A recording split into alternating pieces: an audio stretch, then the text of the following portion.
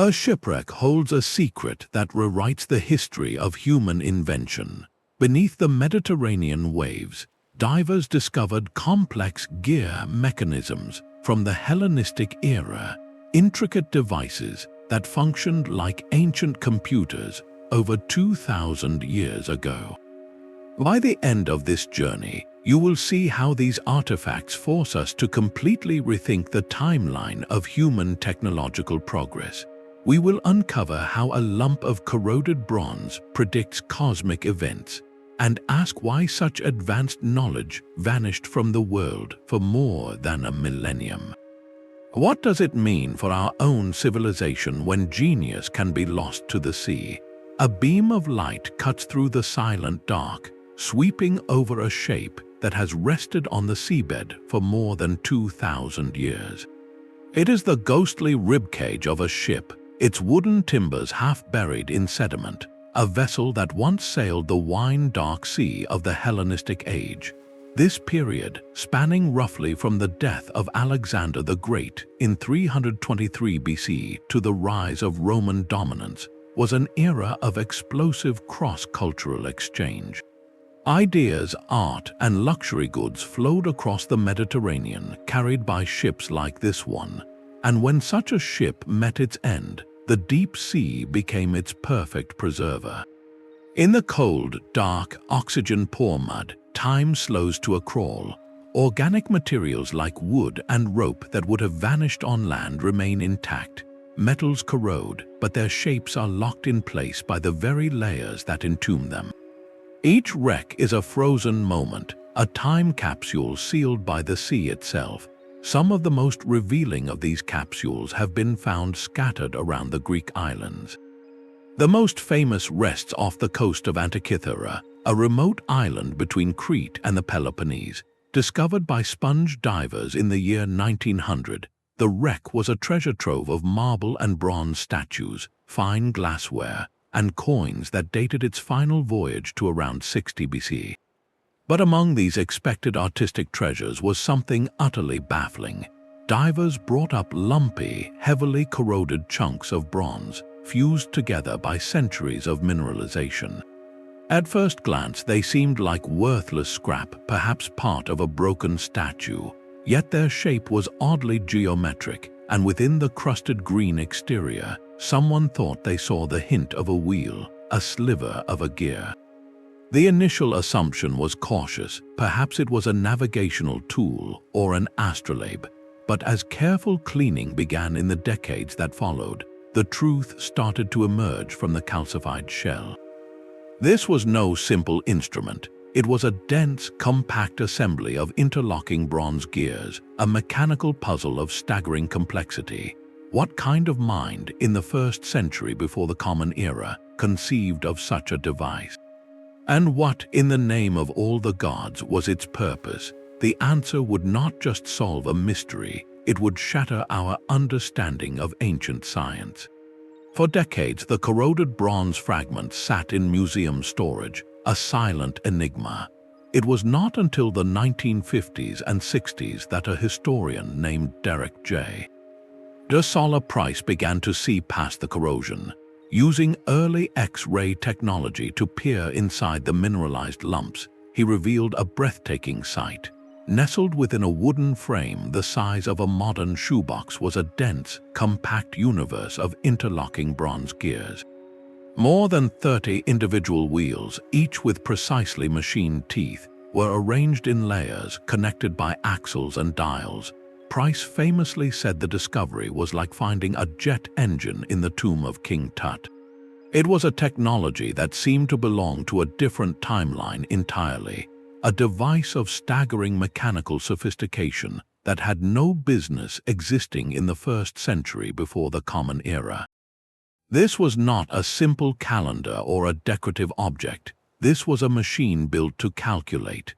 The Antikythera mechanism, as it came to be known, functioned as a celestial computer. By turning a hand crank on its side, an operator could advance a series of intricate dials on its face.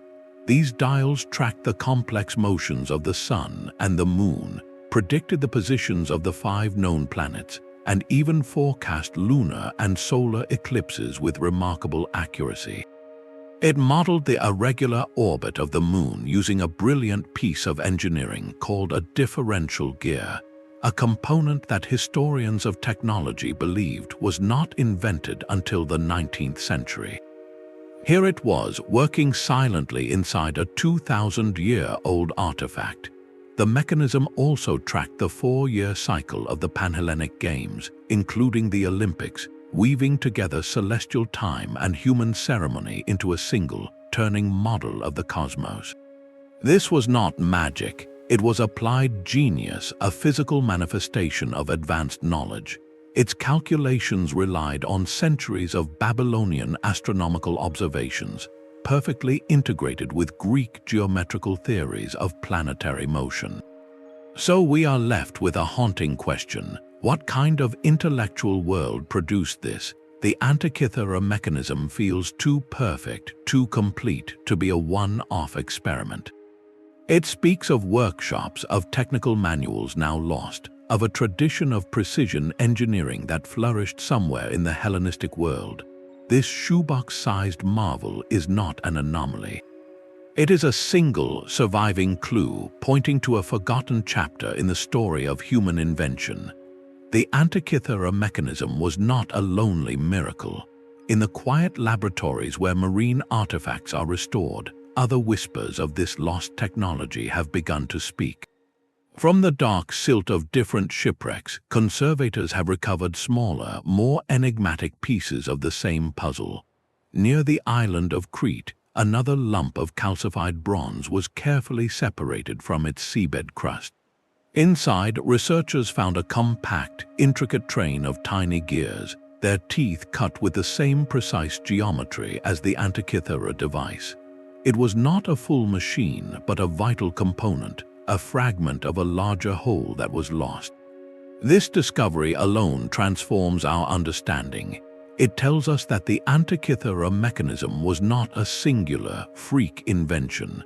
It was a product of a technological culture, a tradition of precision gear making that existed somewhere in the workshops of the Hellenistic world. Consider the Mahdia shipwreck discovered off the coast of Tunisia. This vessel, dating from the 1st century BCE, was a floating gallery of luxury, carrying exquisite marble columns, bronze statues, and fine furniture from Greece to the Roman elite. Among these artistic treasures, archaeologists also found simple, functional bronze gears. They were not part of a grand astronomical computer, but their presence on a ship laden with the finest goods is profoundly telling.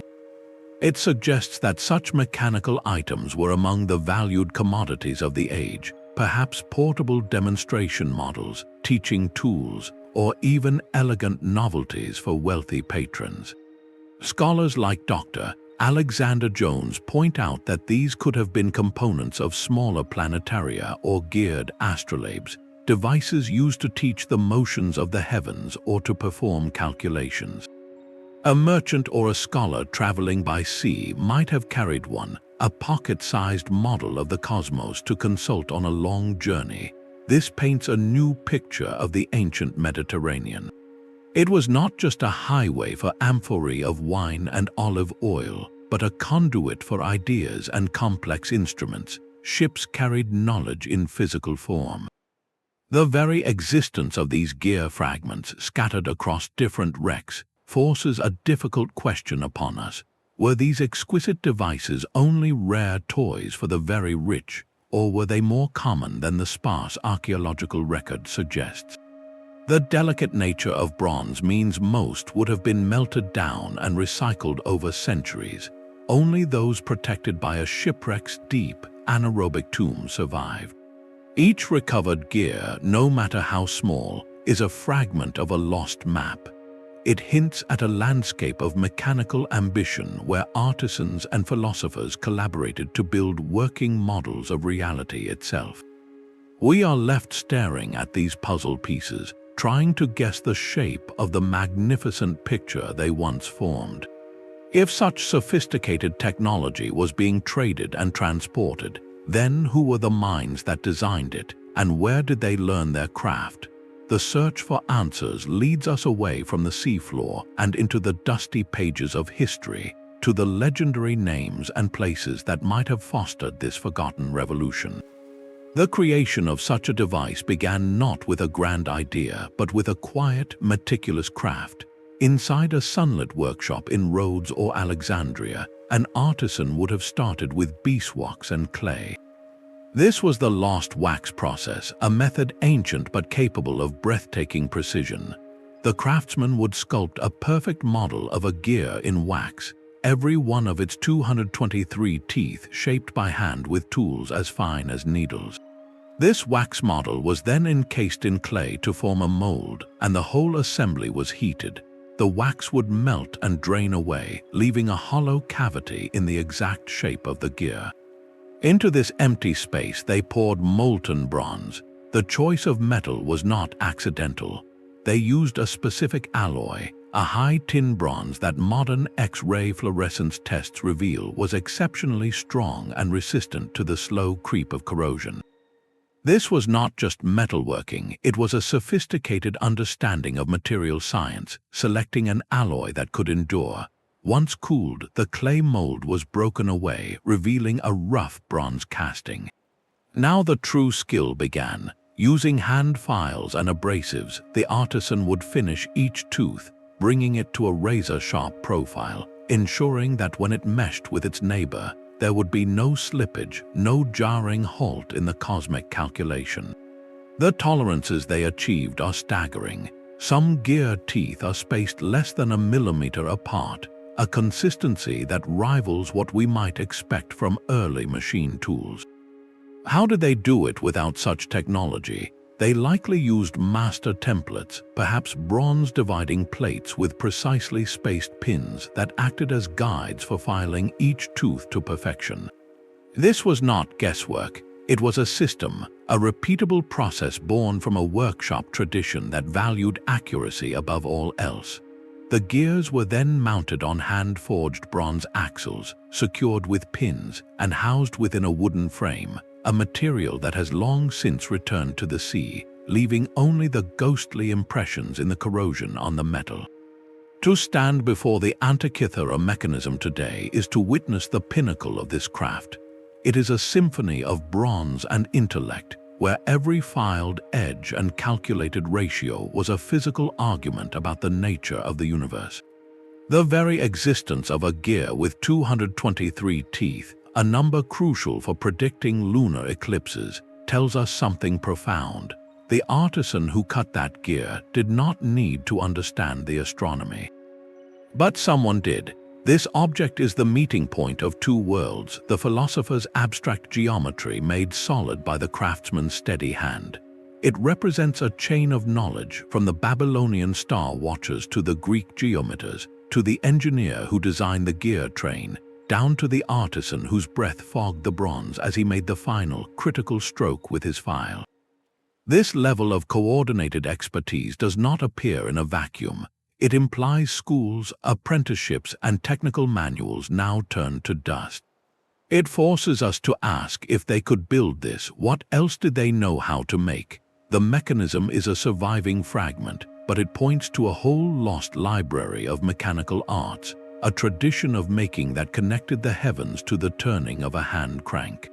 With such mastery evident in the objects themselves, the mystery only deepens. Who were the brilliant minds that orchestrated this fusion of sky and metal, and where did they gather to turn theory into tangible, ticking reality? The true power of these mechanisms lies not in their bronze teeth, but in the ideas they turned. To operate the Antikythera device was to witness a profound philosophical statement made physical. The Hellenistic worldview was captivated by the concept of cosmic order, a universe governed by elegant, predictable laws. By turning a simple hand crank and watching the sun, moon, and planets advance across their dials in perfect synchrony, a user saw this abstract idea become a tangible, mechanical reality. It was a demonstration of a clockwork cosmos centuries before the clock. We can picture a royal tutor in the court of Pergamon, or a philosopher in a library in Alexandria. using this device not just to predict an eclipse, but to teach a fundamental lesson about the nature of reality itself. The heavens were not a chaotic realm of capricious gods, but a system that could be understood, measured, and even replicated by human ingenuity. This connection is not mere speculation. The Roman orator Cicero, writing in the 1st century BC, described a bronze sphere built by the legendary Archimedes that modeled the motions of the sun, moon, and planets. When Cicero saw it, he marveled that Archimedes had built a device that could replicate the celestial dances with greater fidelity than any other model. His account provides a crucial literary echo, confirming that objects of such complexity were known, celebrated, and associated with the greatest minds of the age. So what specific cosmic rhythms did these bronze computers track? The engineering was in service of profound astronomical cycles. One set of gears calculated the Saros cycle, a period of approximately 18 years and 11 days after which the sun, moon, and earth returned to nearly the same relative geometry, allowing for the prediction of solar and lunar eclipses. Another gear train encoded the Metonic cycle, a 19-year period that harmonizes the solar year with the lunar month, vital for creating accurate calendars that kept religious festivals and agricultural seasons in alignment. A further refinement, the Callippic cycle, was also incorporated, sharpening the long-term accuracy of these predictions. These were not abstract mathematical exercises. They served intensely practical needs. Knowing the timing of an eclipse could calm public fear or be used for political advantage. An accurate calendar dictated when to plant crops, when to hold sacred games, and when to sail. For a navigator on the open sea, a device that could indicate the moon's phase and position was an invaluable tool, yet the purpose ran deeper than utility. Building such a device was an act of intellectual mastery, a way for human minds to capture the grandeur of the cosmos inside a wooden box. It was a testament to the belief that through reason and craft, humanity could mirror the logic of the universe itself. So we must shift our question. We have asked how they built it. Now we must ask why. Was it primarily for prediction, for education, or for pure, awe-inspiring demonstration? The answer is likely all three. The mechanism bridged the gap between the ivory tower of philosophy and the practical world, between the ideology of a rational cosmos and the technology that could prove it. To hold it was to hold a piece of the Hellenistic mind, a mind that looked at the stars and dared to build a machine that could keep pace with them. This realization leads us to an even more unsettling thought. If this technology represented such a pinnacle of understanding, a fusion of science, art, and philosophy, then its disappearance becomes an even greater historical tragedy. Why would a civilization that had glimpsed such a profound mechanical truth allow that knowledge to slip through its fingers and sink beneath the waves for 1,000 years? The bustling port of Rhodes on a summer morning was a symphony of commerce and craft. Longshoremen strained under amphorae filled with olive oil from Athens. Bales of Egyptian papyrus were hauled aboard, and crates containing delicate glassware from Sidon were carefully stowed below decks. Among this flow of everyday goods moved more specialized cargo, items destined not for the marketplace, but for the private libraries and courtyards of the cosmopolitan elite. This is the world that carried our gear mechanisms. They were not lost in some random storm, but were traveling as part of a sophisticated network of high-value trade. Think of them not as mere artifacts, but as active passengers on a journey of intellect. The stamps on clay wine jars and the specific mint of coins found alongside the Antikythera wreck, for instance, help archaeologists pinpoint its voyage to around 60 BC, likely on a route from the eastern Aegean toward Rome. This was a period when Roman nobles developed a passionate taste for Greek art and learning, creating a booming market for both statues and sophisticated demonstrations of knowledge. A device like the Antikythera mechanism would have been the ultimate luxury good, a conversation piece of profound depth, commissioned by a wealthy Roman patron or intended as a diplomatic gift between royal courts. Its immense value, both intellectual and monetary, explains the tremendous risk of shipping it. Why else would anyone trust such a fragile, intricate masterpiece to the notoriously treacherous autumn seas of the Mediterranean? The answer lies in what it represented. It was a physical embodiment of the pinnacle of Greek science, a trophy of the mind. But the cargo manifest might have held an even more fascinating possibility. Some scholars suggest that such a delicate instrument, requiring assembly, calibration, and explanation, would not have traveled alone. It is entirely plausible that the ship also carried the engineer who built it, or an astronomer who knew its secrets, accompanying their creation to its new home. This transforms the merchant vessel from a simple cargo hold into a floating center of learning, a tiny, mobile node in a vast intellectual network. Imagine the conversations that must have taken place on that long voyage, as the creator pointed out the gears tracking Saturn's slow journey or demonstrated the eclipse prediction dial to an attentive, wealthy passenger. The mechanism was not just an object being traded. It was a catalyst for the exchange of the very ideas that made it possible.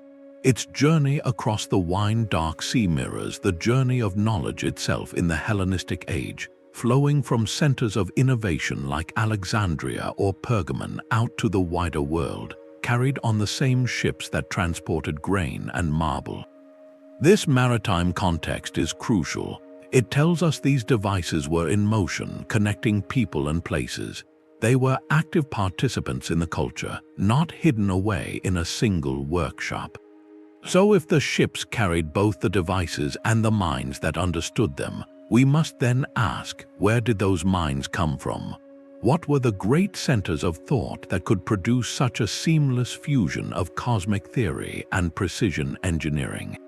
The trail leads us to legendary cities, places where the boundaries of knowledge were being pushed in ways that still feel astonishingly modern. The bronze gears carried a signature, a fingerprint of the mind that designed them. To find its source, we must sail not across the sea, but back through time to the greatest repository of knowledge the ancient world ever knew. The city of Alexandria, founded by Alexander the Great on the Egyptian coast, was more than a metropolis, it was an intellectual engine. At its heart stood the library and the museum, a temple to the muses that functioned as the world's first true research institute. Here, the state provided salaries for scholars to think, to debate, and to experiment, free from the immediate pressures of daily life. Within its colonnaded halls and shaded gardens, the boundaries between disciplines blurred. Mathematicians like Euclid, who systematized geometry, worked alongside engineers like Ctesibius, who pioneered pneumatics and built intricate water clocks. Astronomers like Hipparchus, whose star catalogue and theories of planetary motion were revolutionary, shared their data with instrument makers. This was a collaborative cauldron where abstract theory met practical application on a daily basis. It was precisely this environment that could take Hipparchus's complex calculations for the moon's irregular orbit and ask the practical question, how do we build a machine that can physically replicate it? The answer was the differential gear, a concept that feels utterly at home in this atmosphere of interconnected genius. While no surviving text directly links the Antikythera mechanism to Alexandria, the circumstantial evidence is overwhelming. The device embodies the Alexandrian ideal, a perfect synthesis of Babylonian observational data, Greek geometrical theory, and cutting-edge mechanical engineering. Yet Alexandria was not the only beacon. In Syracuse, the legendary Archimedes turned his profound mathematical mind to mechanics. Roman historians like Cicero and Plutarch describe with awe the celestial spheres he built, models that showed the motions of the sun, moon, and planets, and even simulated eclipses. When the Roman general Marcellus captured Syracuse, he took only 2 items as personal trophies, a set of mathematical spheres crafted by Archimedes. These were not mere toys, they were revered as the pinnacle of intellectual achievement, the very kind of object that could have inspired later, more portable designs like our shipwrecked computer. A century later, back in Alexandria, another figure emerges from the historical record, Hero. His surviving manuscripts, like the Pneumatica, describe a world of mechanical wonders, from automated temple doors that seem to open by divine will to a simple steam-powered sphere that spun on its axis. Hero's work demonstrates a systematic, almost playful exploration of mechanics, hydraulics, and automation. He provides the how-to manuals, the engineering principles that would have been essential for crafting precise gear trains. The Antikythera mechanism sits at the confluence of these streams of thought: Archimedes' celestial modeling, Hero's practical mechanics, and the Alexandrian culture of synthesis. So was it made in Alexandria, in Rhodes, or in the workshop of a brilliant artisan in Pergamon? The truth is, it may not matter in the way we think. These hubs were not isolated. Scholars traveled, correspondence flowed, and ideas circulated as freely as trade goods. A design conceived in Alexandria could be executed by master bronze workers in Rhodes, a center renowned for its metalcraft, and then shipped to a patron in Rome. The mechanism is not the product of a single city, but of an entire networked civilization that valued and connected deep thought with exquisite craft. This golden age of mechanical experimentation was fueled by a profound belief that the universe operated on principles that could not only be understood, but physically mimicked. The gears from the shipwrecks are the tangible echoes of that belief. They represent a path not taken, a flourishing of technological sophistication that seems to vanish almost as suddenly as it appeared. This forces a difficult and haunting question upon us. If the seeds were so well planted in such fertile ground, what catastrophic winter could have possibly caused the entire harvest to be lost for over 1,000 years? For over a century, the true secrets of the bronze fragments remained imprisoned within their own corrosion. Researchers could only clean the surface, guessing at the intricate machinery hidden inside the mineralized shell. The breakthrough came not from a chisel but from a beam of energy. In a quiet laboratory, a heavily concreted lump of bronze and rock was placed inside a microfocus CT scanner. As it slowly rotated, thousands of X-ray slices penetrated the solid mass, capturing cross-sectional images of the interior with astonishing clarity. This technology, called X-ray computed tomography, works like a medical CT scan, but with a resolution fine enough to reveal individual gear teeth and inscriptions thinner than a human hair. For the first time, scholars could see the complete three-dimensional structure of the Antikythera mechanism without ever touching a tool to its fragile surface. It was a digital resurrection. The International Antikythera Mechanism Research Project used this method, along with a technique called polynomial texture mapping that captures surface details under raking light from every angle to create a full virtual model of the device. They could digitally unwrap the layers, peeling back 2 millennia of corrosion to see the original bronze beneath. This non-invasive archaeology revealed stunning details, like tiny Greek letters engraved on the inner faces of plates and within the gear assemblies themselves. These were not decorative marks, they were a user manual and a technical description etched in bronze for the operator. The inscriptions labeled dials describe planetary motions and even include parapegma, a calendar of seasonal astronomical events.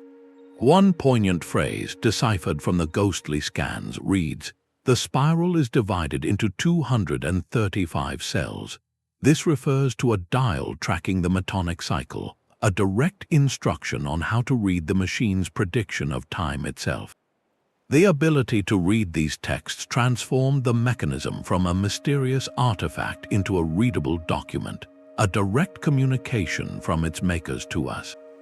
But the digital tools did more than just reveal text. They allowed for complete virtual reconstruction.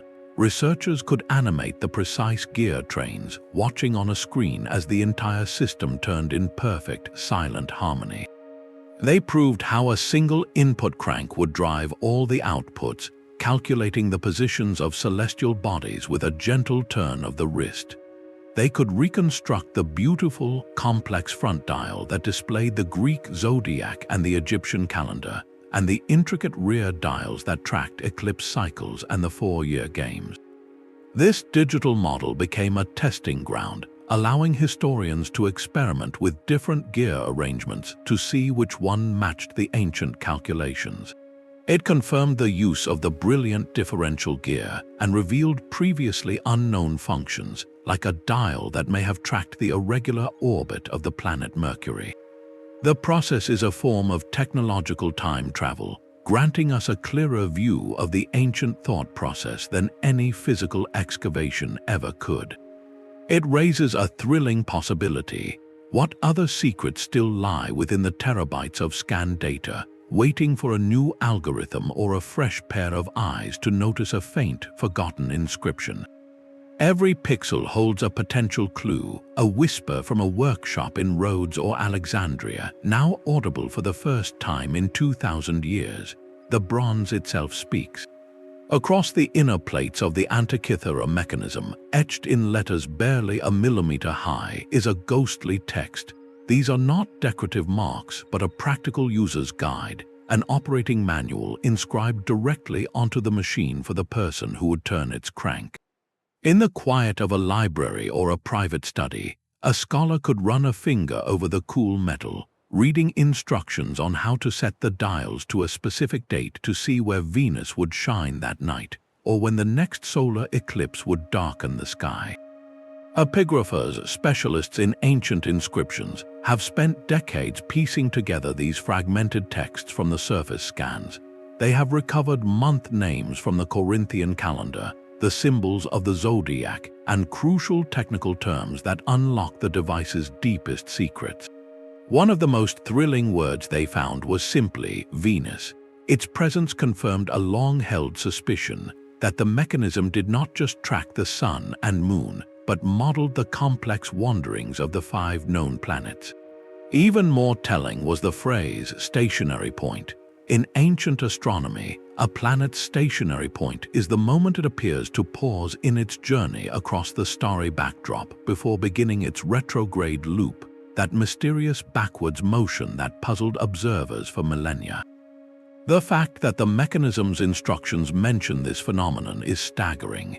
It means the gear train was designed to replicate not just simple orbits, but this specific, irregular planetary dance. The machine could visually demonstrate retrograde motion, turning an abstract celestial puzzle into a predictable mechanical event. Beyond the planets, the inscriptions also contain a parapegma.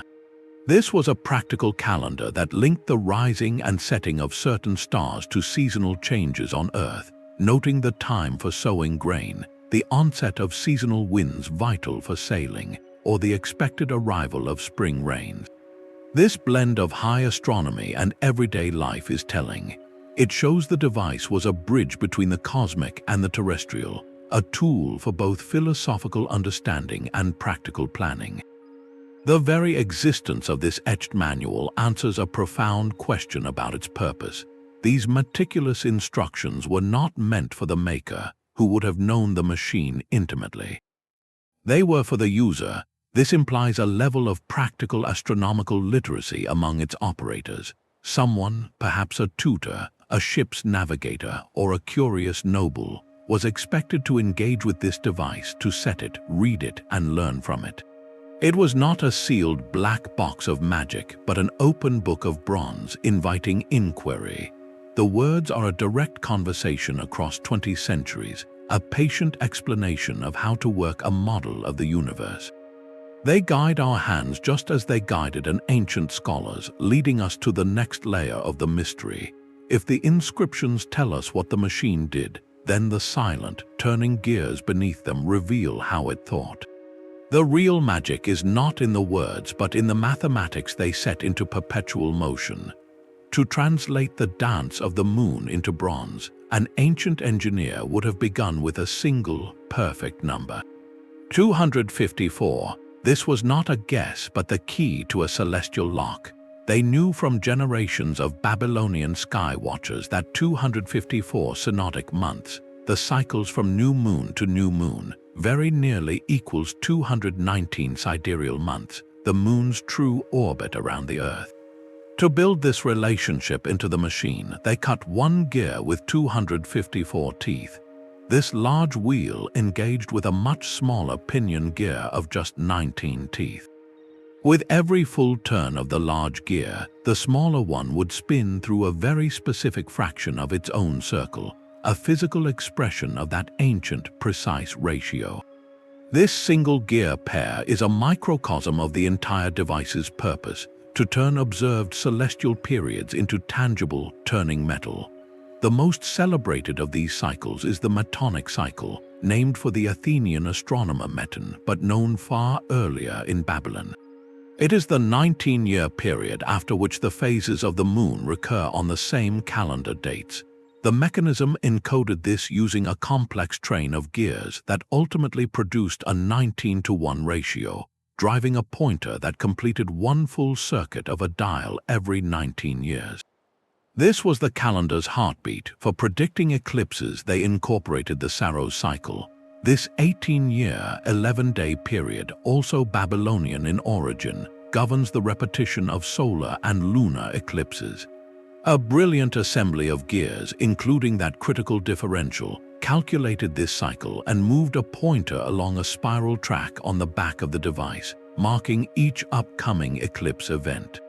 For even greater long-term accuracy, they included the Callippic cycle, a refinement of the Metonic cycle spanning 76 years. The presence of all three cycles in one machine is a statement of ambition. It shows the builders were not satisfied with a good approximation. They sought the most accurate model their world could produce. Where did these numbers come from? They are the legacy of centuries of meticulous night sky observation recorded on Babylonian clay tablets. These cuneiform records, filled with precise data on planetary positions and eclipse patterns, made their way west into the Greek world. A scholar in Alexandria or Rhodes would have pored over these translated texts, seeing not just lists of events, but the hidden mathematical relationships within them. The engineer's task was then to take these abstract numerical harmonies and give them physical form. The choice of gear teeth for each ratio was an act of translation, from the language of astronomy to the language of mechanics. Every tooth counted was a vote of confidence in a rational, predictable cosmos.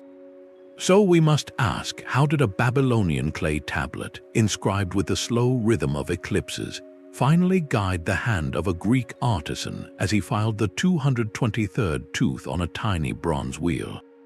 The journey of that number from a temple ziggurat to a sunlit workshop by the sea is a story of intellectual transmission we can only glimpse. The gears themselves are the proof it happened. They are not merely machinery, they are frozen mathematics, a philosophical argument made in bronze that the universe operates according to elegant, calculable laws. This synthesis of empirical data and mechanical genius represents a peak that would not be reached again for over a millennium. That brilliant synthesis of astronomy and mechanics, captured in a shoebox, represents a peak of ancient ingenuity. Yet it stands alone in the historical record, a solitary beacon in a long night of silence. The gears from the shipwrecks lead us to one of history's most profound puzzles. Why did this technology vanish for over 1,000 years? The direct lineage of the Antikythera mechanism appears broken. While intricate gearwork would resurface centuries later in Islamic astrolabes and magnificent European cathedral clocks, the specific design philosophy of this portable, comprehensive cosmic computer seems to have no clear descendant. It is as if a bright thread of knowledge was snipped, leaving the tapestry of technological progress incomplete. Scholars grapple with several compelling theories to explain this disappearance. The first centers on the fragile ecosystem that produced such wonders.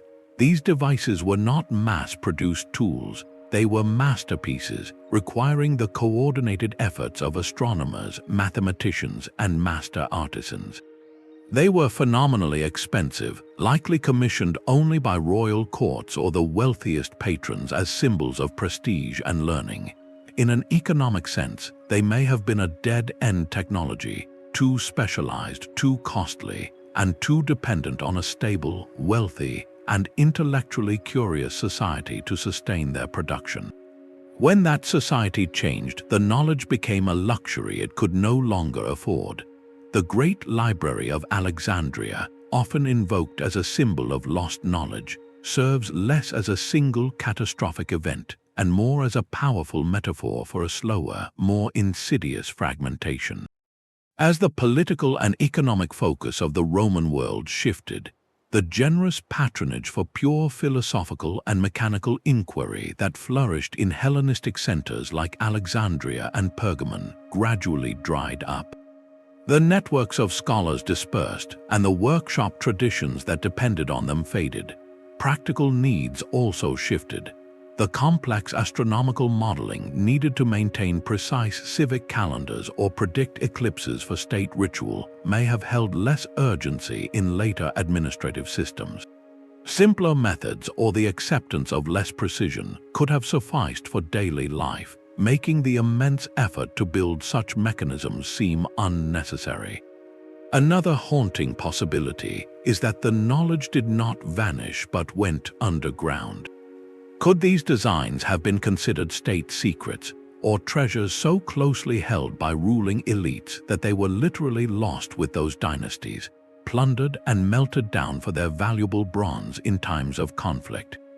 Perhaps fragments of the technical know-how persisted in Byzantine or monastic traditions, copied in manuscripts that were later lost to time, leaving only a faint, untraceable echo.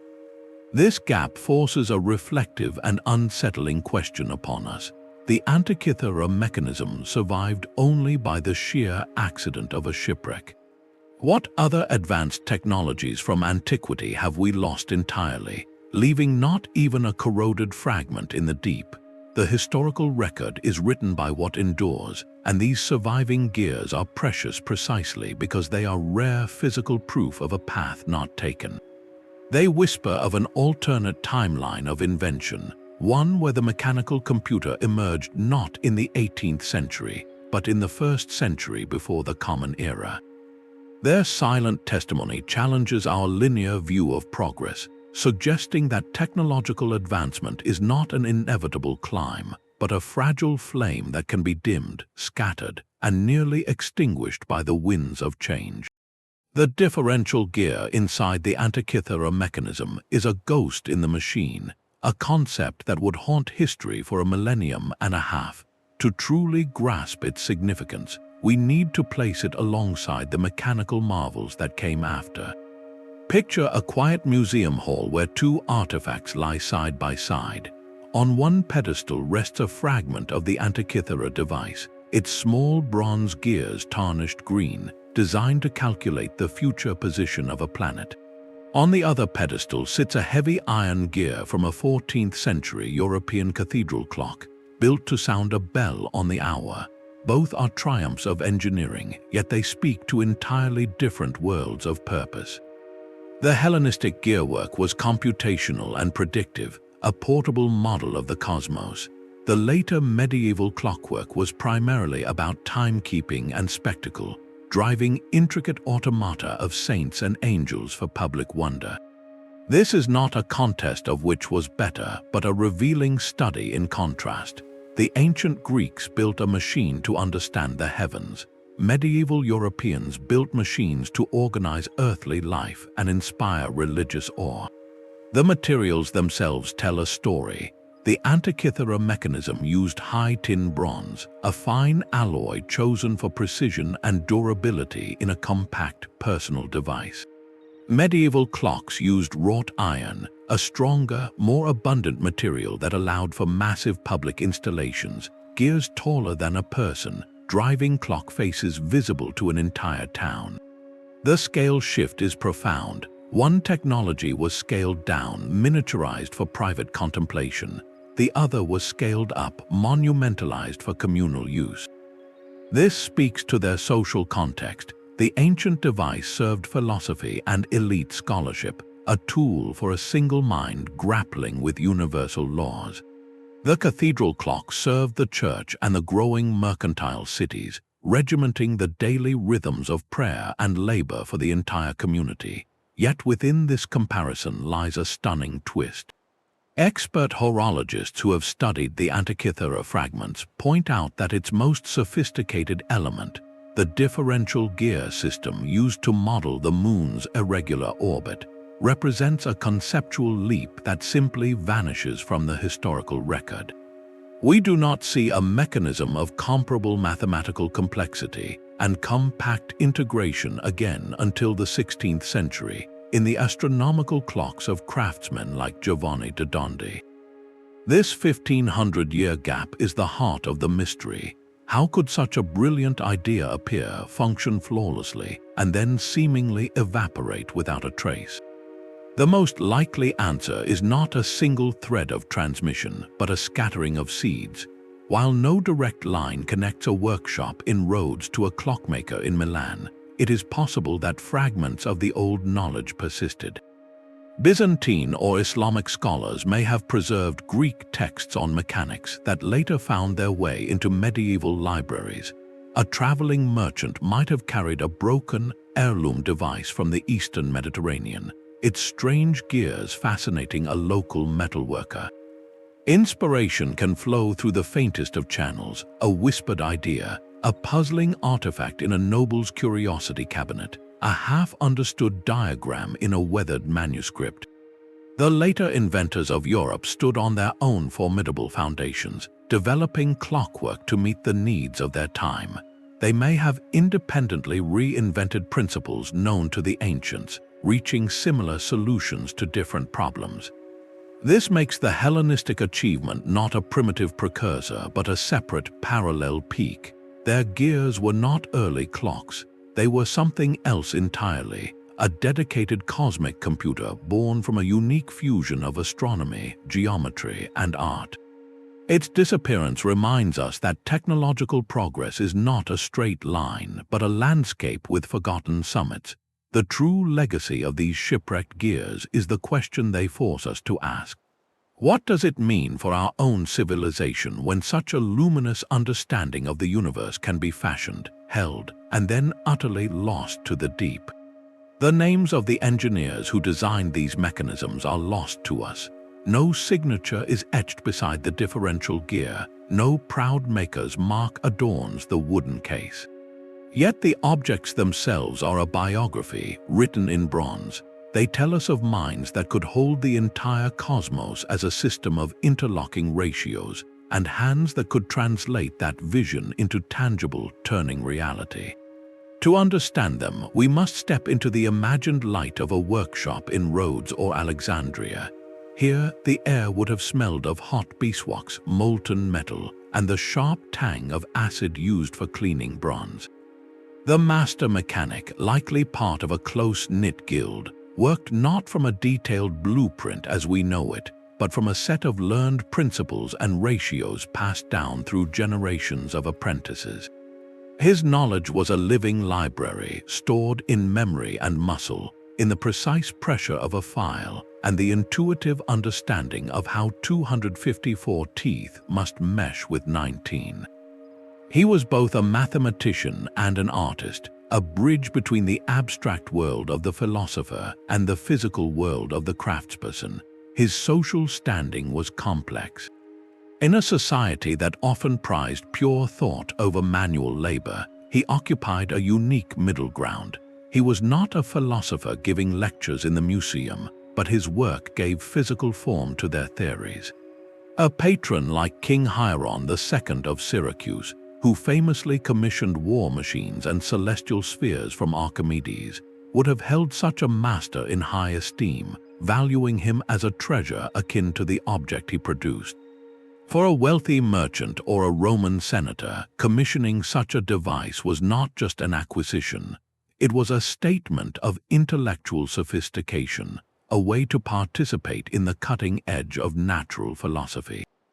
Who then turned the crank? The user was just as specialized as the maker. This was not a toy for a child, nor a simple tool for a sailor. The intricate inscriptions and complex outputs point to a scholarly operator. We can picture a figure like Geminus of Rhodes, a philosopher and astronomer who wrote extensively on the order of the heavens, using the device as a dynamic teaching aid.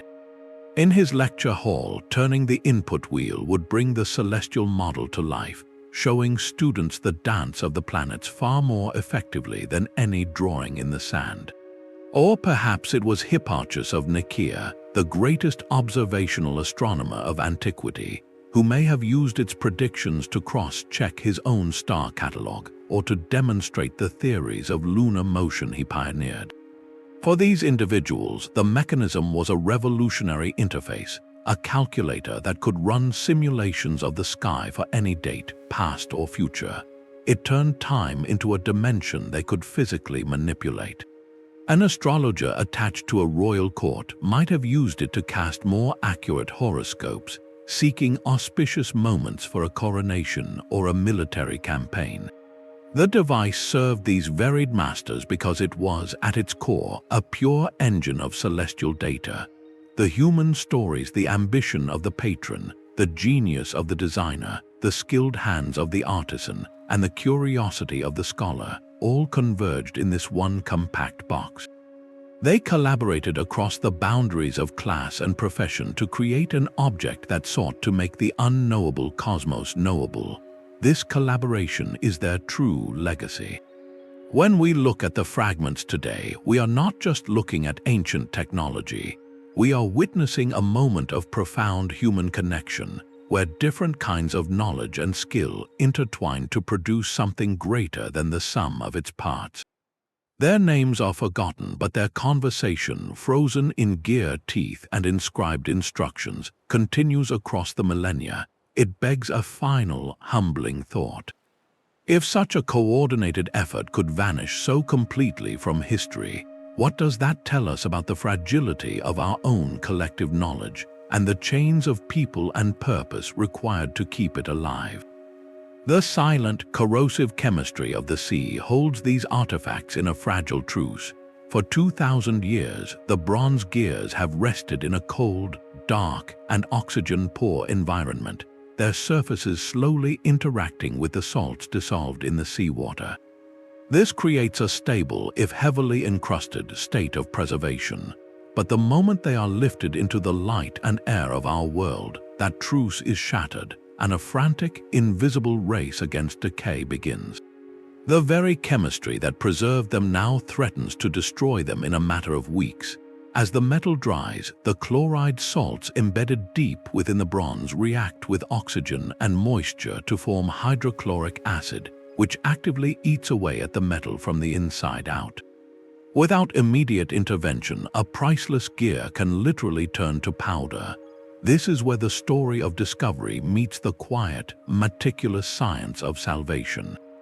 In a modern conservation laboratory, the recovered fragments enter a new kind of sanctuary. They are first placed in a controlled environment, often a humidification chamber, to prevent sudden drying. Every surface, every speck of corrosion, is meticulously documented with high-resolution photography and three-dimensional scanning before any treatment begins, creating a permanent digital record of the object in its found state. The next most critical phase is desalination, a process of gently leaching out the destructive chlorides. One of the most effective methods is electrolytic reduction. The artifact is submerged in a mild chemical solution and connected to a very low electrical current. This setup essentially reverses the corrosion process, slowly drawing the chloride ions out of the metal and replacing them with stable compounds. It is a painstaking procedure that can take months or even years, requiring constant monitoring and solution changes. For any associated wood, like traces of the original frame, the process is different but equally delicate, involving slow replacement of water with a stabilizing wax or resin to prevent shrinkage and collapse. Only after the metal is chemically stabilized can conservators begin the careful work of cleaning away the outer layers of marine concretion, using fine tools under a microscope to reveal the original surfaces, and with immense care the precious inscriptions hidden beneath. The final step is applying a protective microcrystalline wax coating to shield the stabilized bronze from future environmental damage. This entire journey from seabed to display case is a testament to patience and precision. It forces profound ethical questions. Should conservators attempt to physically reconstruct the device, fitting the fragments back together like a three-dimensional puzzle? Or is it better to preserve them separately, maintaining the integrity of each piece for future generations who may have analytical tools we cannot yet imagine? The choice is not trivial. A reconstruction can help us understand the device's physical form and function, but it is also an interpretation, locking the artifact into one possible configuration that might obscure alternative readings. Many institutions now choose a middle path, creating detailed physical or digital replicas for study and display, while keeping the original fragments in their stabilized, separate state. This ongoing battle against decay highlights a sobering reality. Many artifacts recovered in the early 20th century, before these conservation protocols were established, suffered irreversible damage. Invisible information, microscopic tool marks, or faint traces of original lubricants or pigments were likely lost forever. The work happening in labs today is not just about saving metal, it is about preserving a conversation. It ensures that the whispers from those ancient workshops carried on bronze and now guarded by science remain audible for the next generation of curious minds to hear. A modern workshop hums not with the smell of beeswax and molten bronze, but with the quiet whir of a three-dimensional printer. Layer by layer, plastic gears emerge, each tooth a perfect mirror of a design last seen 2,000 years ago. This is how we now converse with the ancient engineers, not just by studying their fragments, but by attempting to rebuild their machines from the ground up. When historian Michael Wright began constructing his first full-scale, functional replica of the Antikythera mechanism in the late 20th century, he was not making a museum display piece. He was conducting an experiment. His painstaking work in brass and bronze served as a physical hypothesis, a test to see if the complex gear trains proposed by scholars would actually mesh, turn, and produce the correct celestial readings. Every time a gear train engaged smoothly to advance an eclipse pointer by one Saros cycle, it was a quiet victory, a confirmation that our modern understanding of their mathematics was likely correct. The process is a form of dialogue through craftsmanship. Modern builders face the same core challenges the ancients did: how to achieve perfect meshing between gears, how to minimize friction, and how to arrange dozens of components within a compact wooden frame. They have advantages like computer modeling and precision machining, but many choose to impose limitations on themselves, using hand tools and traditional lost wax casting to better understand the original artisan's experience. This hands-on archaeology reveals practical truths no scan can provide. For instance, assembling a replica makes it clear the device must have had a dual-sided display, with one face showing the zodiac and calendar and the other tracking eclipse cycles and games, because the gear trains logically exit on both sides of the main plate. It highlights the need for a lubricant, perhaps olive oil or animal fat, to ensure the delicate bronze teeth did not grind themselves to dust. Turning the handle on a complete model is a revelation. You feel a slight resistance, a tangible connection to the calculations, watching the pointers creep across their dials, predicting a lunar eclipse that occurred in 87 BC, creates a profound sense of bridging time. The machine ceases to be a static artifact and becomes a live instrument again. Teams from the Aristotle University of Thessaloniki have created stunningly accurate replicas, some in transparent acrylic so you can watch the entire cosmic clockwork in motion. Others, like the one built by the watchmaker Hublot, use modern materials like titanium and sapphire crystal to honor the ancient precision with contemporary engineering. Hobbyists around the world now share three-dimensional print files online, allowing anyone with a desktop printer to assemble their own pocket-sized version of the cosmos. This global effort does more than prove a theory. It democratizes a piece of lost history. When you hold a working model, you are no longer a passive observer of a mystery. You become the operator, the scholar setting the date, the navigator checking the moon's phase. The whirring, clicking reality in your hands transforms abstract academic papers into a visceral understanding of ancient genius. It answers the most human of questions. How did it feel to use this? The answer is that it felt like holding a piece of the universe, engineered to fit in your palm. This tangible resurrection leads us to a final, overarching wonder. If we can rebuild their machines so successfully today, what does that tell us about the fundamental nature of their achievement and the startling clarity with which they saw a world governed by mathematical law? The Antikythera mechanism has escaped the confines of academic journals to become something far greater, a modern cultural icon. Its journey into the public imagination began in earnest with a landmark article in the journal Nature in 1959, where Derek de Solla Price declared it an ancient Greek computer. That single phrase, linking the ancient world to our most defining modern technology, was a spark.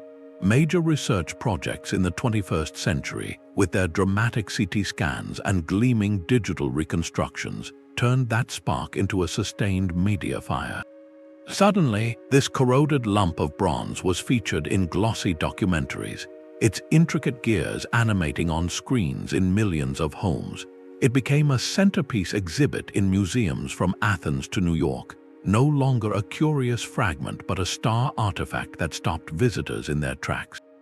Its influence rippled outward, inspiring plot lines in speculative fiction, where it often serves as tantalizing proof of lost high technology or advanced ancient wisdom.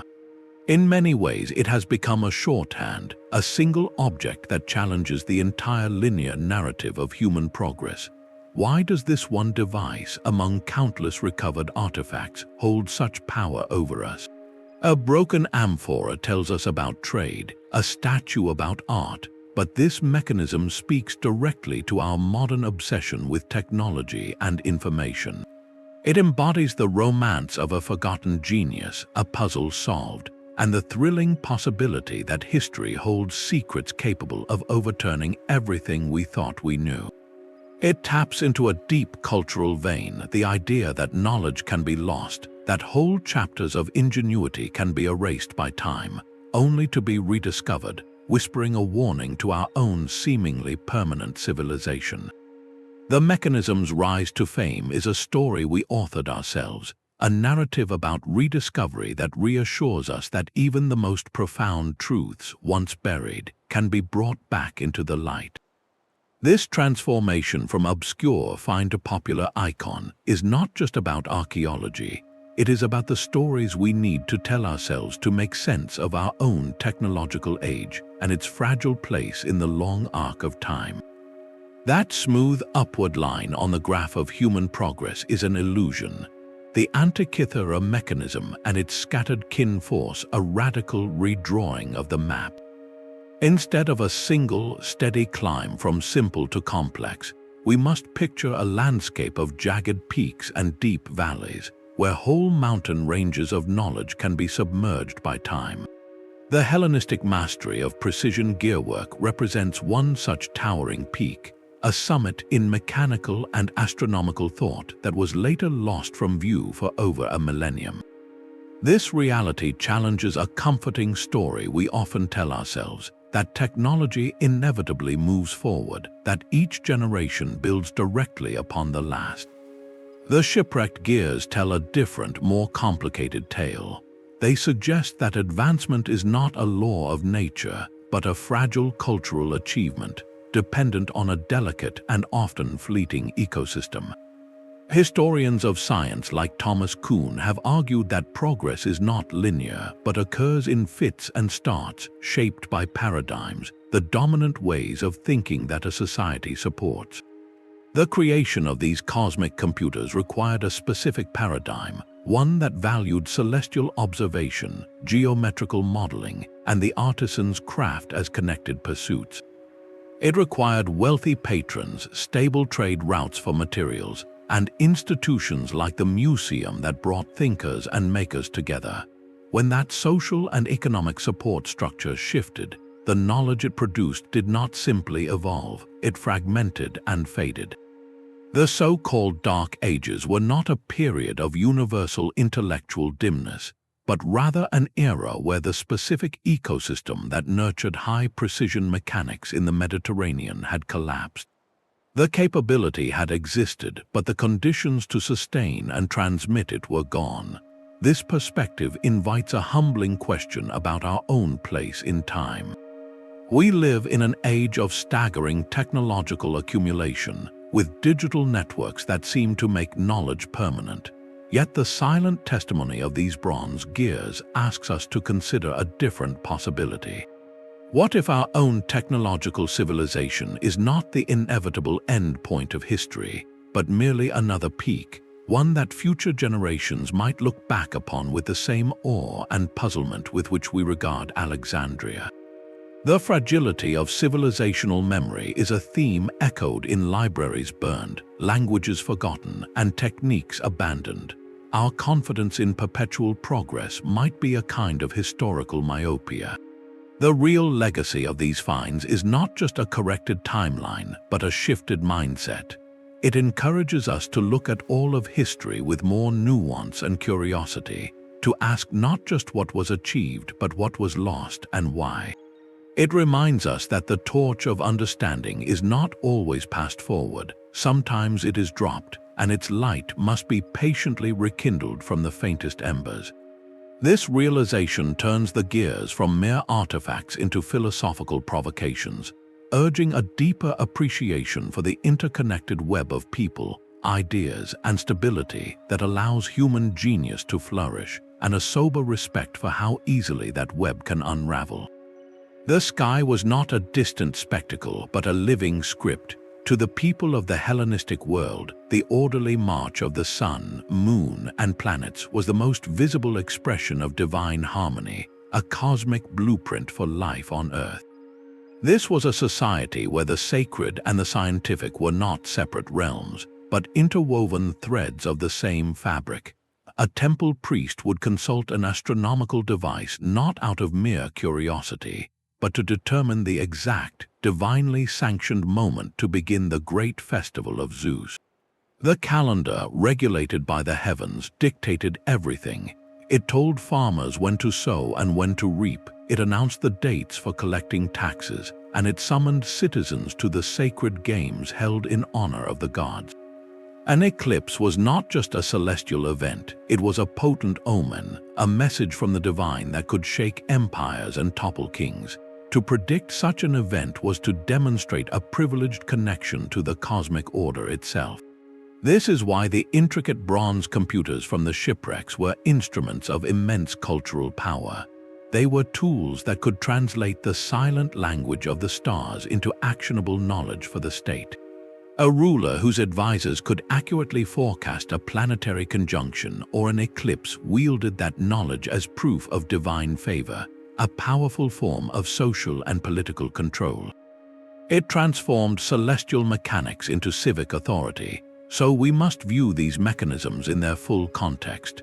They were born from brilliant scientific inquiry, yes, but they served a world where that inquiry was inseparable from ritual, agriculture, navigation, and governance. They were as much a part of the temple and the palace as they were of the philosopher's library. This duality presents a fascinating question about the people who built them. Were the master engineers and astronomers seen as humble servants of the gods, dutifully mapping a divine plan, or were they perceived as audacious masters of that plan, using reason and metal to capture the very logic of the heavens and turn it to human purpose? The answer is likely a complex blend of both. Their work honored the gods by revealing the exquisite precision of creation, yet it also empowered humanity by making that creation predictable. The immense investment of skill, time, and rare materials required to build these devices makes perfect sense only when we see them as they truly were, not as frivolous toys for the elite, but as vital instruments embedded in the very heartbeat of society. They connected the harvest to the stars, the tax year to the solar cycle, and the king's legitimacy to the dance of the planets. In this light, the Antikythera mechanism was far more than a calculator. It was a key that unlocked time, a bridge between the mortal realm and the perceived will of the cosmos, and a profound expression of a culture that sought to live in conscious harmony with the universe's grand design. The sea is a trackless desert, and the stars are its only fixed landmarks. For a Hellenistic captain guiding his laden vessel from Rhodes to Alexandria, the clear night sky was a vital map. This practical reality forces a compelling question upon us. The Antikythera mechanism was found on a ship. Could its sophisticated gearwork have been adapted to help guide that very ship across the open water? While the device itself is a celestial computer, not a direct nautical instrument, its existence hints at a world of maritime technology now lost beneath the waves. Scholars have long debated whether simpler, more robust geared devices might have served as early celestial navigation aids. Imagine a compact bronze wheel, engraved with the altitude of key stars at different latitudes. By aligning a sighting arm with the star Polaris, a navigator could turn a geared dial to estimate his ship's north-south position, a method known in later centuries. No such geared instrument has been found on a Hellenistic wreck, but its absence is not proof it never existed. Delicate bronze does not survive the harsh marine environment unless buried in protective silt, and most everyday tools would have been salvaged from a sinking ship long before it settled on the bottom. The Antikythera mechanism survived precisely because it was cargo, likely stored safely in a chest, not because it was lashed to the helm. This leads to a more plausible scenario.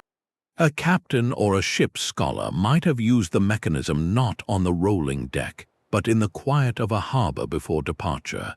By setting the device's dials to the dates of his intended voyage, he could pre-calculate the rising and setting times of crucial navigational stars, or the moon's phase, which profoundly affects tides and nighttime visibility. This pre-planned data, perhaps recorded on a wax tablet, would then be carried to sea, turning the complex mechanism into a powerful planning tool. The challenges of using such a precise instrument on a moving ship are immense. The fine bronze gears would be vulnerable to salt spray and corrosion, and the constant motion would make taking accurate sightings nearly impossible. Its use, if any, would have been limited to calm conditions or sheltered coastal waters. Yet the very idea opens a fascinating window. It asks us to consider the full toolkit of a Hellenistic navigator, which relied on a deep, practiced knowledge of the heavens, wind patterns, and seabird behavior, supplemented by whatever ingenious technology the age could provide. Perhaps the most significant maritime application was the mechanism's ability to track the 4-year cycle of the Panhellenic Games. These events drew visitors from across the Greek world, and knowing their precise timing was vital for planning safe, timely passages for spectators and athletes. In this way, the device connected celestial mechanics to the very rhythm of cultural life and travel across the Mediterranean. So while we may never find a geared sextant in an ancient wreck, the possibility lingers like a star just below the horizon. It suggests that the line between philosophical instrument and practical tool was beautifully, and perhaps intentionally, blurred. The gears from the shipwreck do not just calculate the cosmos, they whisper of journeys taken, of captains who looked to the stars and wished for a more certain hand to guide them through the dark.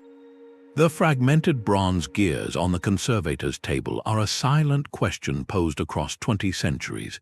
To answer it, we have needed a new kind of conversation, one that breaks down the walls between academic disciplines. The true story of the Antikythera mechanism is not just an ancient one.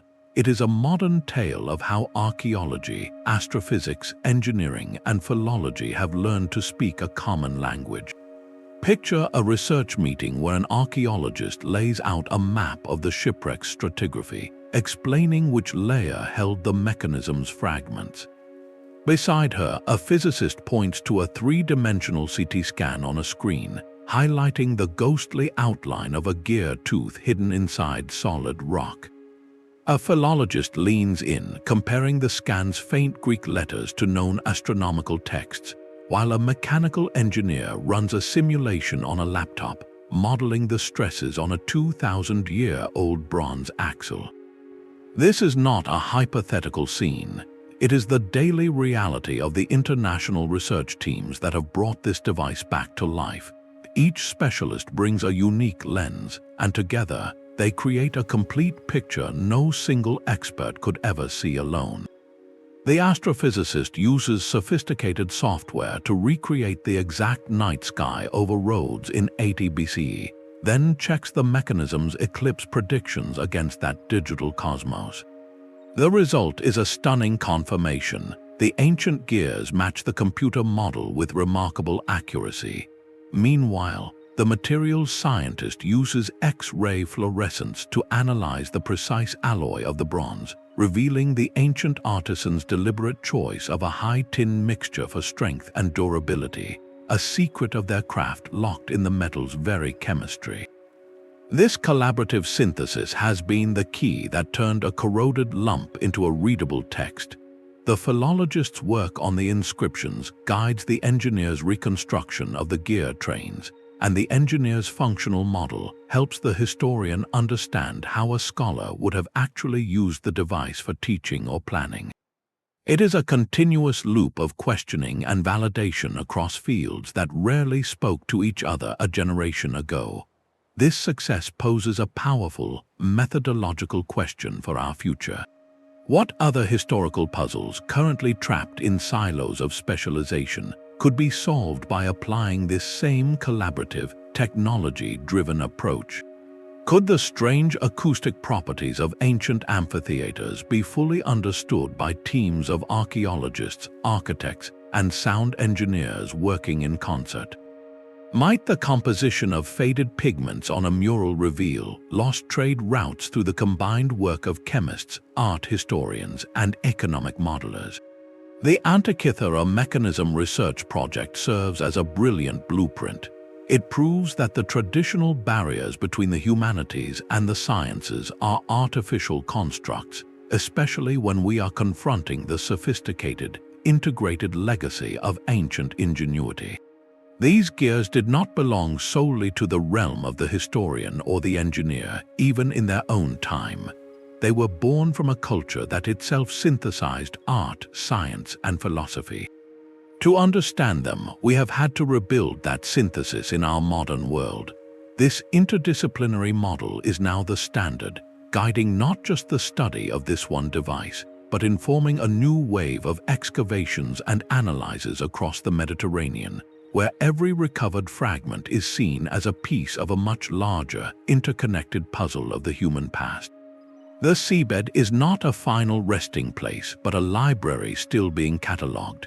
The search for more Hellenistic gearwork is far from over, fueled by a quiet conviction that the Mediterranean's dark silt holds other mechanical secrets waiting for their moment in the light. This is no longer a matter of chance discovery by sponge divers. Modern archaeology has turned to autonomous underwater vehicles, sleek robots that glide silently through the deep, mapping the ocean floor with sonar and sensing the faint magnetic signatures of buried metal with magnetometers. These tools allow researchers to systematically scan known ancient trade routes, the underwater highways where ships laden with knowledge and luxury once sailed, transforming a vast, hidden landscape into a targeted search grid. The most famous site, the Antikythera wreck itself, continues to yield surprises. Renewed excavations led by international teams have returned to the treacherous depths, employing closed-circuit rebreathers that allow divers to work for hours without disturbing the site with bubbles. Their efforts have already brought up stunning new finds, from a bronze spear that once belonged to a warrior statue to delicate glassware and marble sculptures. Each artifact recovered raises the tantalizing possibility that more fragments of the original mechanism, perhaps even a second device, lie buried just beneath the sediment. The discovery of a corroded bronze disc with 4 mysterious arms during a recent season sent waves of excitement through the research community, a reminder that the site has not yet given up all its secrets. Beyond Antikythera, other regions beckon with high promise. The waters around the island of Rhodes, a renowned center for metalwork and home to famed astronomers, are a prime target. Any ship departing its busy port for Rome could have carried similar instruments. Similarly, the coastline near Alexandria, the intellectual heart of the Hellenistic world, is a frontier of potential. While the city's ancient harbors have silted up and modern construction covers the past, nearby shipping lanes could hold vessels that sank while carrying the very output of its legendary workshops. The dream, of course, is to one day find a complete mechanism perfectly preserved within a sealed chest, its wooden frame and all its dials intact. What are the odds? They are slim but not impossible. The same conditions that preserved the Antikythera fragments could have safeguarded another.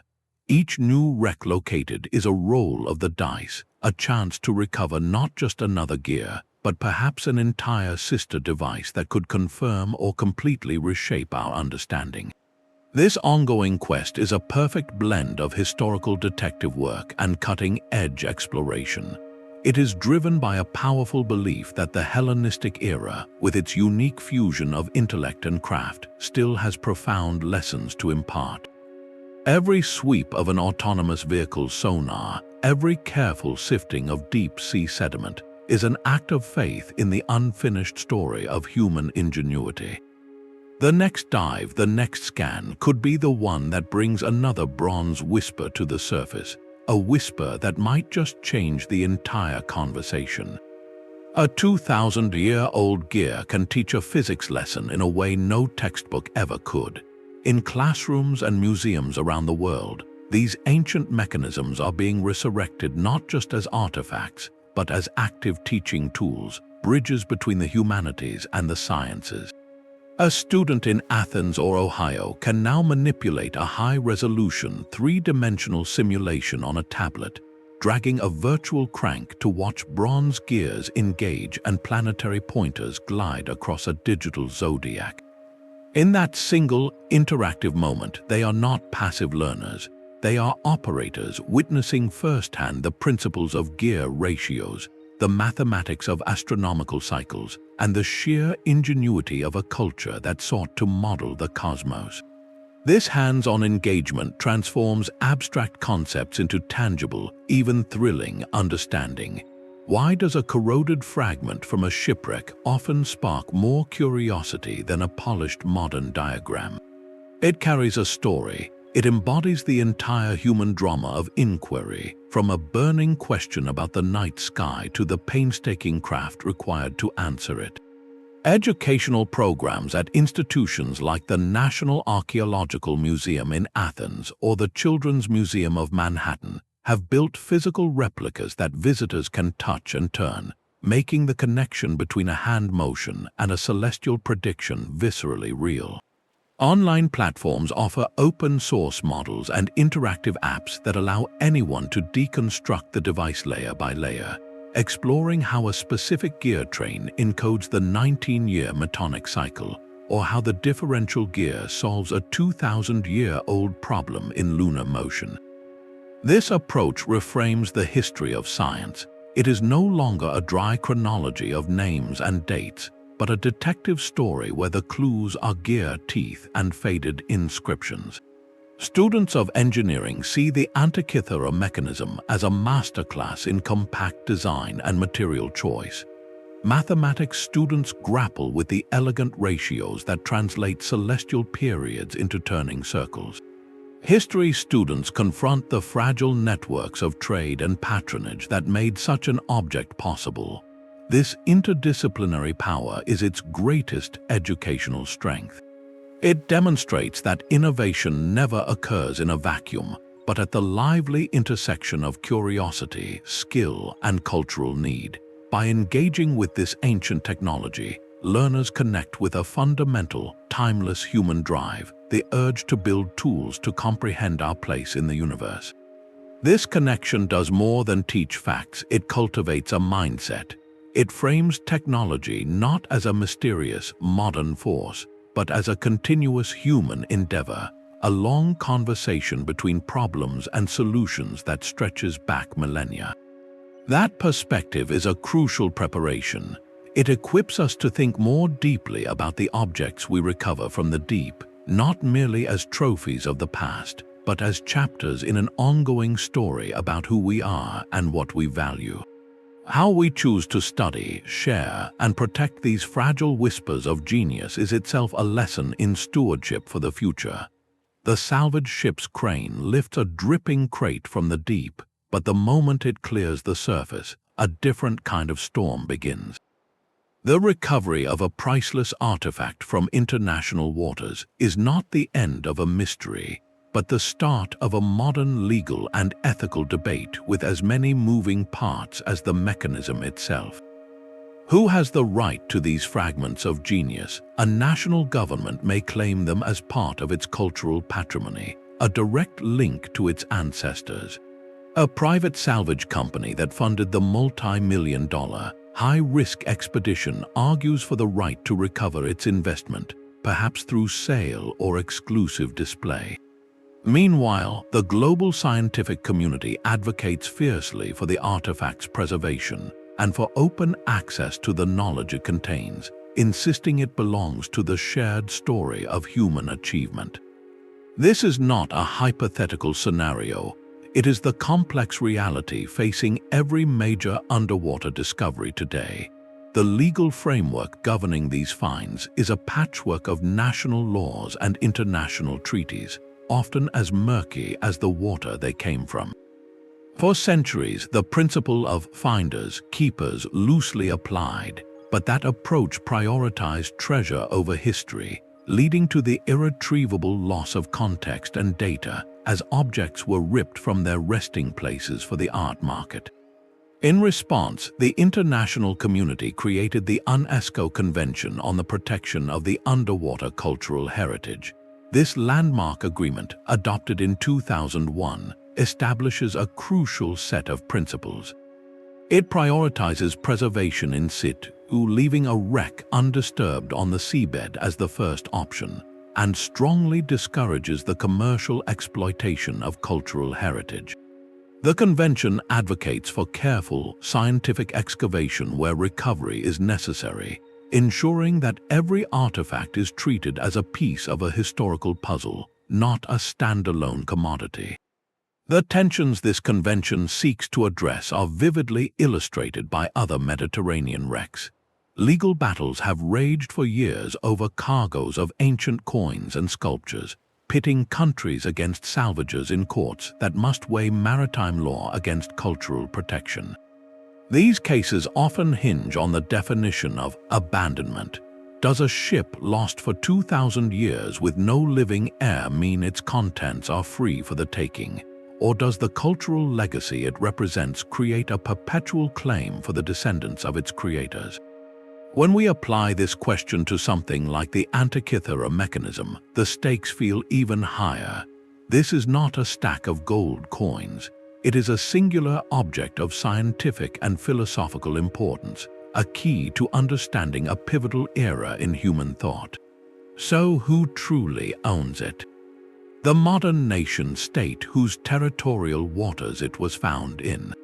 The descendants of the Hellenistic civilization that created it, a culture that spanned many modern countries. Or does its value to all of humanity grant it a kind of universal custody, held in trust by those best equipped to preserve and study it for everyone? Navigating these questions is as critical as the archaeological dive itself. for the answers determine whether such a find becomes a locked trophy or an open book. The goal must be a framework that balances respect for cultural origins with the imperative of preservation and the global hunger for understanding. It asks us to look beyond possession and toward stewardship, ensuring that the whispers from these ancient workshops are not silenced by modern disputes, but amplified for the benefit of every curious mind now and in the future. The fragments we can hold in a museum case represent perhaps a third of the original machine. The rest is a ghostly absence, a void where bronze once turned. Reconstructing the complete Antikythera mechanism is like trying to solve a jigsaw puzzle where most of the pieces are lost forever. Yet the pieces we do have are not silent. They are clues, and they speak a clear language of mathematics and mechanics. From the precise ratios of the surviving gears and the instructions etched on the plates, researchers can work backwards, using logic to hypothesize about what must have been there to make the whole system function. The most tantalizing gap involves the 5 known planets: Mercury, Venus, Mars, Jupiter, and Saturn. The inscriptions mention them, specifically Venus and a station point, proving the device accounted for their motions. But the surviving gear trains for these planets are almost entirely missing. So what did they look like? This is where historical detective work meets bold, informed speculation.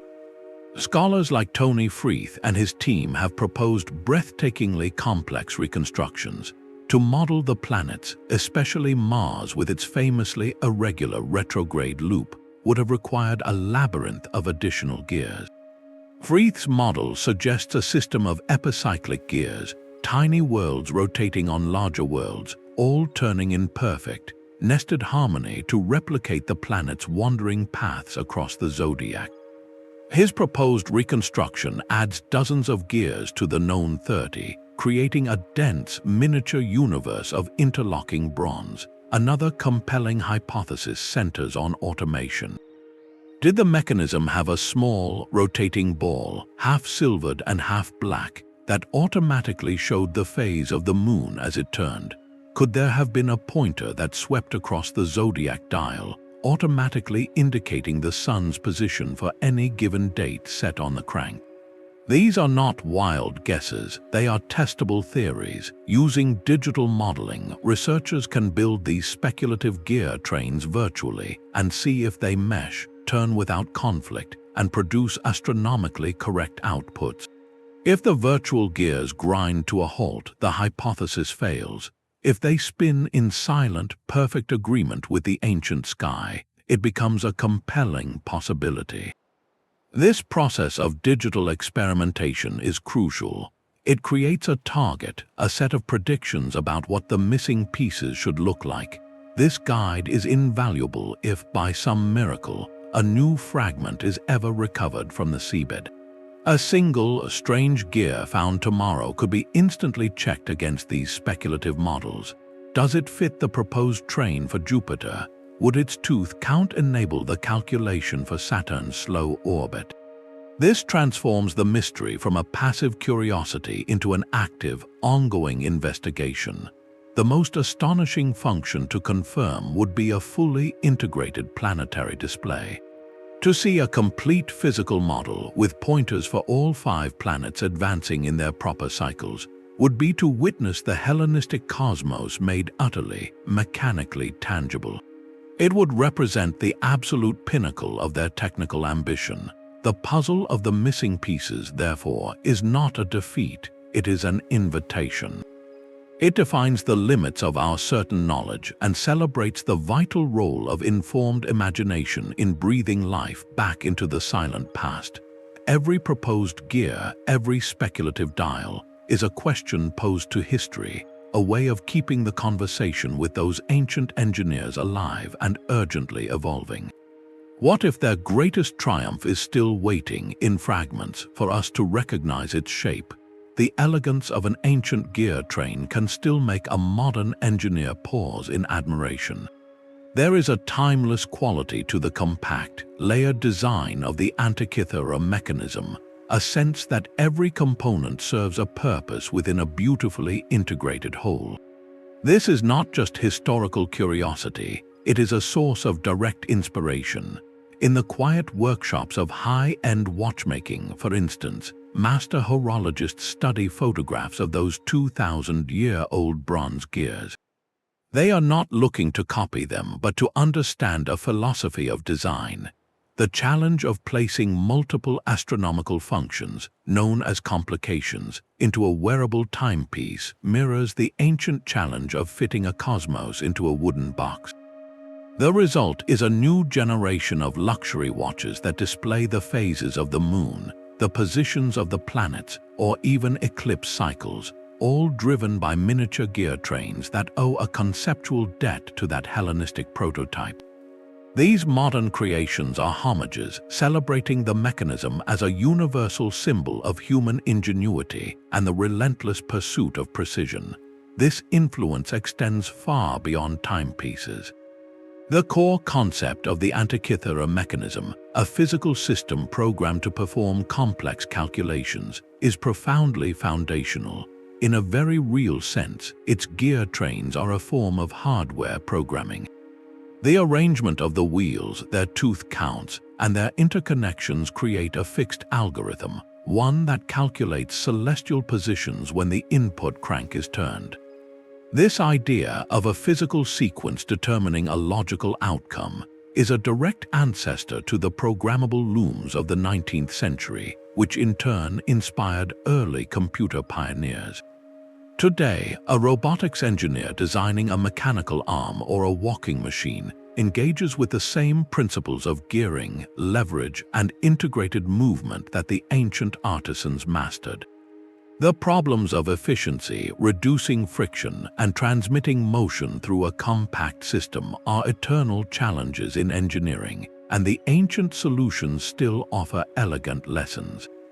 Artists and designers, too, are drawn to the mechanism's fusion of art and science.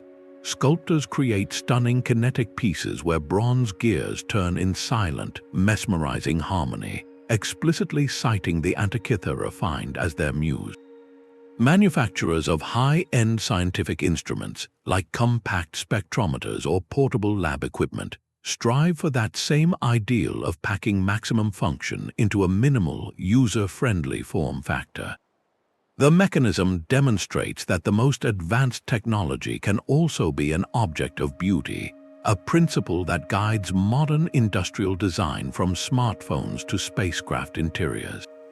This raises a reflective question: what is it about this corroded collection of bronze fragments that still feels conceptually modern to us? The answer lies in the purity of its design logic.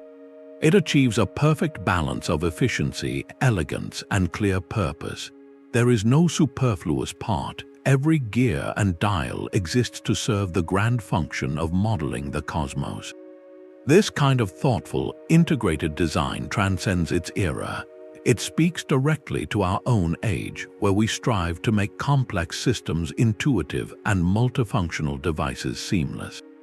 By looking back with reverence at this ancient peak of engineering, modern innovators often find forward-looking inspiration. It creates a powerful, unbroken lineage of problem-solving creativity.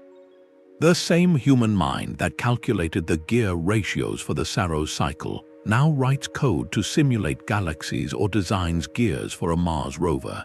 The connection is not one of direct copying, but of shared spirit. The mechanism stands as a permanent testament to a fundamental truth, that good design is timeless.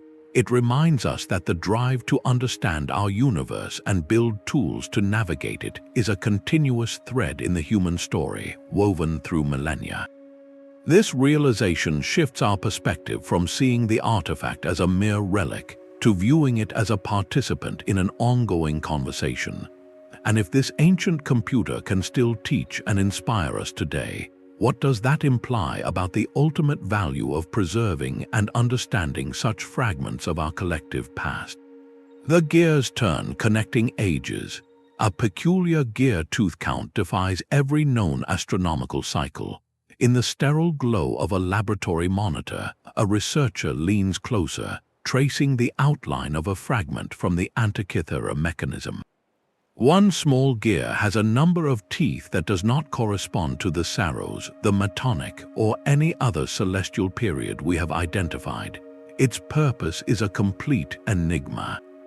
This single, stubborn detail embodies the ultimate truth about these discoveries. For all our scanning and modeling, for all the brilliant reconstructions, profound mysteries remain locked inside the bronze. These are not gaps in our knowledge, but active puzzles that ensure the story never grows stale. They are the enduring enigmas that keep researchers awake at night and draw new minds into the conversation year after year. The first and most personal mystery is the inventor. We have the magnificent object, but we lack a name. Was it a single genius, a Hipparchus or an Archimedes, who sketched the initial design on papyrus? Or was it the collaborative work of an entire school, a workshop tradition in Rhodes where knowledge was a collective inheritance? The mechanism feels like the work of a singular vision, yet its execution requires the skills of many. Without a signature, its creator is a ghost, their identity perhaps lost in the great burning of the library at Alexandria, or simply faded from a manuscript that turned to dust centuries ago. Then there is the question of the manual. The inscriptions on the device itself are a user's guide, but where are the builder's plans? Surely, such a complex machine required detailed design documents. Did they exist on scrolls now lost, or was the knowledge so deeply embedded in the craft tradition that it was passed orally from master to apprentice, a secret language of ratios and techniques that died with the last who understood it? The search for a textual reference continues. Scholars scour every surviving Greek and Roman text on mechanics and astronomy, hoping for a passing mention, a description of a geared sphere that matches the intricate reality now sitting in Athens. Each new fragment of ancient writing scanned into a digital library brings the faint hope of a match, a long-sought clue waiting in plain sight. Perhaps the most practical mystery concerns scale. Was the Antikythera mechanism a one-of-a-kind masterpiece, or was it the finest example from a small production line? The discovery of similar, simpler gear components on other shipwrecks strongly suggests there was an industry, however niche. If so, where was the workshop? Was it a famed atoll, yea, in a port city known to merchants and scholars alike? The distribution of finds points to Rhodes as a likely hub, but no archaeological dig has yet uncovered the physical space where the saws cut bronze and the wax models were shaped. Finding that workshop floor would be a discovery as monumental as the mechanism itself. Beyond the practical lies the most haunting philosophical question. Does this device encode a secret deeper than prediction? The ancient Greeks were captivated by the idea of the harmony of the spheres, the belief that the planets moved according to perfect mathematical ratios that produced a celestial music inaudible to human ears. Was the Antikythera mechanism, with its exquisitely calculated gear ratios, an attempt to make that divine harmony physically manifest? Was it not just a calculator, but a philosophical argument in metal, a proof that the universe was fundamentally mathematical and beautiful?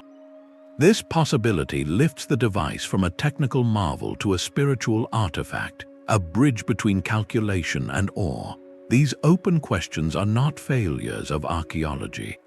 They are its lifeblood. They remind us that history is not a solved puzzle but a living dialogue. Each technological breakthrough, like high-resolution scanning, does not simply provide answers. It reveals deeper layers of the mystery, showing us just how much we have yet to learn. The unknown tooth count on that one small gear is a gift. It is a direct challenge from the past, a whisper that says, "You have not figured it all out." There is more here to discover. This embrace of the enigmatic is what transforms a historical artifact into a perpetual source of wonder. It asks us to be comfortable with not knowing everything, to find power in the mystery itself. For in that space between the known gear and the unknown purpose, our imagination meets the ingenuity of the ancient world. and the conversation across time continues, vibrant and unending. These bronze whispers from the deep sea carry a final, resonant lesson. From the silent darkness of a Mediterranean shipwreck to the glowing screens of modern laboratories, the journey of these complex gears reveals far more than ancient engineering. It illuminates a breathtaking vista of human potential, a lost age where the line between stargazer and craftsman blurred into pure genius. We have followed their story from a diver's chance discovery through the painstaking science that decoded their celestial language, from the collaborative workshops that forged them to the haunting mystery of their disappearance. This is not merely a tale of a clever device. It is a profound meditation on the nature of progress itself. These artifacts stand as permanent proof that technological advancement is not an inevitable upward climb. It is a fragile tapestry woven from threads of knowledge, culture, patronage, and stable peace. A single snag, a shift in political winds or economic priorities, and the entire beautiful pattern can unravel, leaving only fragments for future generations to puzzle over. The Antikythera mechanism and its scattered kin force us to abandon a linear view of history. They challenge our comforting assumption that each generation builds directly upon the last, showing us instead a landscape of isolated peaks and deep valleys of forgotten knowledge. This perspective is both humbling and empowering. It asks us to look at our own civilization's achievements not as a permanent pinnacle, but as another moment in a long, uncertain conversation with the universe. The same human spirit that calculated eclipse cycles with bronze gears now writes software to map distant galaxies. We are connected to those Hellenistic engineers by a shared, timeless drive to build tools that make the cosmos comprehensible. Their work continues to inspire, from the intricate planetarium displays in luxury watches to the very philosophy of integrated, elegant design. As the Roman philosopher Cicero once marveled at a geared sphere built by Archimedes, we too can stand in quiet awe before these ancient computers. They are more than historical artifacts, they are bridges. They connect us across millennia to minds that looked at the starry night and dared to replicate its logic in metal and wood. Let their story be a reminder to approach all of history with a sense of wonder and a commitment to stewardship. For every gleaming fragment in a museum case, countless whispers of genius have been lost forever to time, war, or indifference. Our task is to listen carefully to the echoes that remain, to preserve them, and to learn from their silent testimony. If this journey into a lost world of innovation captivated you, consider subscribing for more explorations of history's greatest puzzles. We would love to hear your thoughts. What aspect of these ancient mechanisms intrigues you the most? Share your reflections in the comments below. Thank you for diving so deep into the past with us.